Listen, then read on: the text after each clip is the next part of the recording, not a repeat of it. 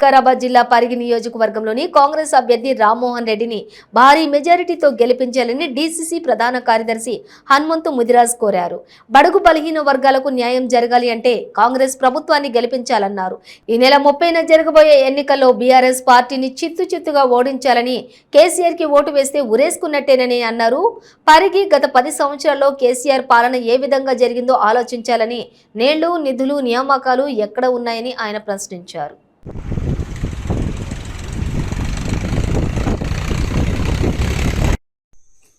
నేను K Hanumanthu Mudiraj, DCC ప్రధాన కార్యదర్శి, పరిగి. మీ అందరికీ పరిగి నియోజకవర్గ ప్రజలందరికీ విజ్ఞప్తి చేయనది ఏమనగా, ఈ నెల 30 తారీఖు నాడు జరగబోయే ఎన్నికల్లో టీఆర్ఎస్ పార్టీని చిత్తుగా ఓడిపోయాల్సిన అవసరం ఉంది. పరిగి నియోజకవర్గంలో కాంగ్రెస్ పార్టీ అభ్యర్థిగా ఉన్నటువంటి రామ్మోహన్ రెడ్డి గారిని భారీ మెజార్టీతో మరి మీరు గెలిపించాల్సిన అవసరం ఉందని మీ అందరికీ విజ్ఞప్తి చేస్తున్నాను. ఒక్కసారి మనం ఆలోచన చేస్తే ఒక 10 సంవత్సరాల నుంచి ఈ యొక్క కేసీఆర్ పాలన ఎట్లా జరిగిందో మీరందరూ కూడా నెమ్మరు వేసుకోవాల్సిన అవసరం ఉంది. కేవలం రైతు బంధు పేరుతోటి, రైతు బంధు కూడా ఎవరికి ఇచ్చిండంటే ఏదైతే బీద వాళ్ళకు కాదు, అసలు కోటీశ్వరులకు రైతు బంధు ఇవ్వడంలో అర్థం ఏమిటి? 100 ఎకరాలు మల్లారెడ్డి చెప్పాడు. నాకు 700 ఎకరాలు ఉన్నది, దాంట్లో కాలేజీలు ఉంటాయి, దాంట్లో బంజరు భూములు ఉంటాయి, మరి అదేవిధంగా వ్యవసాయం సాగులేని భూములు ఉంటాయి. మరి ఆయన ఉత్త భూములు 700 ఎకరాల భూమికి మరి డబ్బులు ఇవ్వాల్సిన అవసరం ఉంది.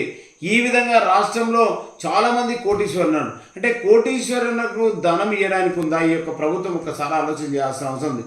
ఆ యొక్క డబ్బులు వేరే రూపంగా బీదవారికి ఇస్తే వాళ్ళ ఆర్థిక పరిస్థితి ఎంత బాగుపడుతుందో గుర్తించాల్సిన అవసరం ఉంది. నీళ్లు అన్నాడు, నిధులు అన్నాడు, నియామకాలు అని చెప్పాడు. ఈరోజు నియామకాలు ఎక్కడున్నాయో ఒక్కసారి మీరు ఈ విద్యార్థులందరూ తిరుగుబాటు చేయాల్సిన అవసరం ఉంది.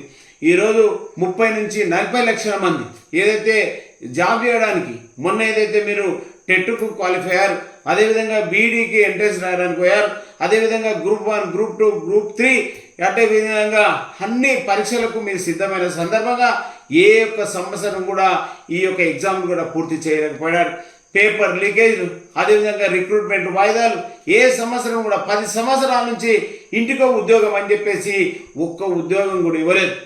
నిజంగా కూడా ఏదైతే గ్రామీణ ప్రాంతాల్లో ఉన్నటువంటి వాళ్ళ పుస్తకాలు, మరి నెక్లెస్లు, గెంటీలు, కమ్మలు ఈ విధంగా కుదబెట్టి హైదరాబాద్లో హాస్టల్లో ఉంచి, పెద్ద సిటీలలో హాస్టళ్లలో ఉంచి వాళ్ళని చదివిస్తే వాళ్ళ జీవితాలు ఇప్పటికీ 30 సంవత్సరాలు దాటిపోయింది, 30 సంవత్సరాలు అయిపోతూ ఉన్నది.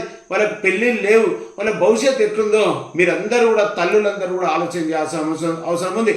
తల్లిదండ్రులు కూడా ప్రతి ఒక్కరు కూడా ఆలోచన చేయాల్సిన అవసరం ఉంది.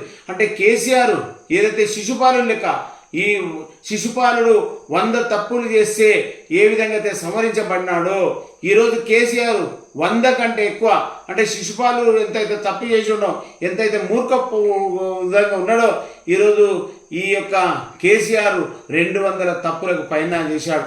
ఎందుకంటే అన్ని హామీలు ఇచ్చి ఎక్కడ కూడా నెరవేర్చలేదు. ఈరోజు ధనిక తెలంగాణ ఉన్నదాన్ని అప్పుల తెలంగాణ మార్చాడు. ఎక్కడ కూడా సబ్సిడీ లేవు, ఎక్కడ కూడా విద్యార్థులకు పాఠశాలలు మంచిగా లేవు, వాళ్ళకు సన్న బియ్యంతో ఎక్కడ కూడా అన్నం కూడా ఇవ్వట్లేదు. ఈ విధంగా రాష్ట్ర వ్యాప్తంగా మరి ఎక్కడ కూడా ఈ యొక్క కేసీఆర్ పాలన మరి ముందు జరగలేదు. మోసం చేసింది, దగా చేసింది. కేవలం వారి ఇంటి వారికి మాత్రమే, వాళ్ళ ఇంటి వాళ్ళు మినిస్టర్లు అయ్యారు. వాళ్ళ డబ్బులు కోట్లాది రూపాయలు సంపాదించుకోవడం జరిగింది. 100,000 ఎకరాలు వాళ్ళ పేరు పైన ఉన్నది.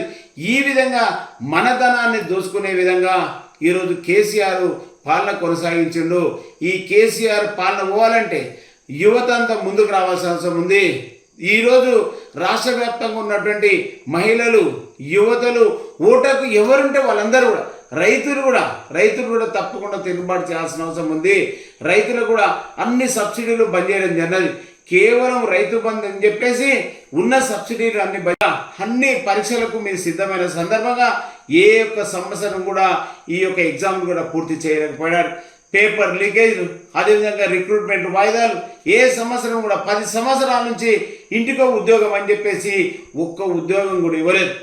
నిజంగా కూడా ఏదైతే గ్రామీణ ప్రాంతాల్లో ఉన్నటువంటి వాళ్ళ పుస్తకాలు, మరి నెక్లెస్లు, గెంటీలు, కమ్మలు ఈ విధంగా కుదబెట్టి హైదరాబాద్ హాస్టల్లో ఉంచి పెద్ద పెద్ద సిటీలలో హాస్టళ్లలో ఉంచి వాళ్ళని చదివిస్తే వాళ్ళ జీవితాలు ఇప్పటికీ 30 సంవత్సరాలు దాటిపోయింది, 35 సంవత్సరాలు అయిపోతూ ఉన్నది. వాళ్ళకి పెళ్ళిళ్ళు లేవు. వాళ్ళ భవిష్యత్తు ఎట్లుందో మీరందరూ కూడా, తల్లులందరూ కూడా ఆలోచన చేయాల్సిన అవసరం ఉంది. తల్లిదండ్రులు కూడా ప్రతి ఒక్కరు కూడా ఆలోచన చేయాల్సిన అవసరం ఉంది.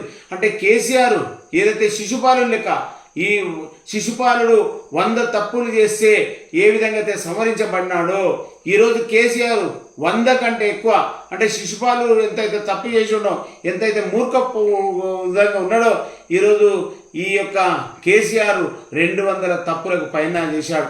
ఎందుకంటే అన్ని హామీలు ఇచ్చి ఎక్కడ కూడా నెరవేర్చలేదు. ఈరోజు ధనిక తెలంగాణ ఉన్నదాన్ని అప్పుల తెలంగాణ మార్చాడు. ఎక్కడ కూడా సబ్సిడీ లేవు, ఎక్కడ కూడా విద్యార్థులకు పాఠశాలలు మంచిగా లేవు, వాళ్ళకు సన్న బియ్యంతో ఎక్కడ కూడా అన్నం కూడా ఇవ్వట్లేదు. ఈ విధంగా రాష్ట్ర వ్యాప్తంగా మరి ఎక్కడ కూడా ఈ యొక్క కేసీఆర్ పాలన మరి ముందు జరగలేదు. మోసం చేసింది, దగా చేసింది. కేవలం వారి ఇంటి వారికి మాత్రమే, వాళ్ళ ఇంటి వాళ్ళు మినిస్టర్లు అయ్యారు. వాళ్ళ డబ్బులు కోట్లాది రూపాయలు సంపాదించుకోవడం జరిగింది. 100,000 ఎకరాలు వాళ్ళ పేరు పైన ఉన్నది. ఈ విధంగా మన ధనాన్ని దోచుకునే విధంగా ఈరోజు కేసీఆర్ పాలన కొనసాగించిండు. ఈ కేసీఆర్ పాలన